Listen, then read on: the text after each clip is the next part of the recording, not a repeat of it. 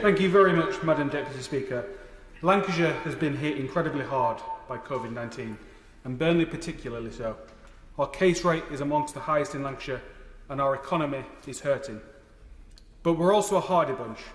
We have a just get on with it attitude, and that means we find industrial solutions to the future, we back our local businesses, and we will come through this stronger than ever. And in that vein, I want to thank local leaders from the County Council and District Councils for all of the work they did in reaching an agreement with the government that sees our businesses and our people protected. Today's debate is being framed as though support is non-existent.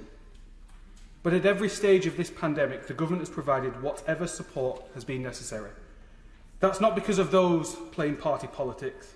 It's because of honourable and right honourable members in this House, across the aisle, who've been fighting for their constituents, working with the Chancellor and working with the whole of government. But I understand why they're trying to frame this debate as though they're standing up for left-behind communities. But let me remind them, it is they who left them behind. Year after year, decade after decade, they ignored the north of England, both in government and in opposition.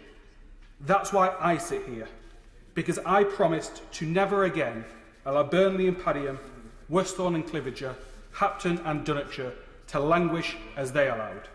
I promised to level up, and it is exactly what I remain focused on.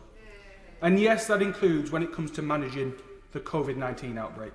I will never stop lobbying government, publicly and privately, to ensure that they understand my local economy, understand the support we need, particularly when the interventions government make hurt them. But I remain convinced, just as I did at the start of this crisis, that we are doing the right thing. Hundreds of millions of pounds have gone into Lancashire to support our businesses and to support our people. And in the last week alone, £42 million has gone into the county to support businesses and to support people.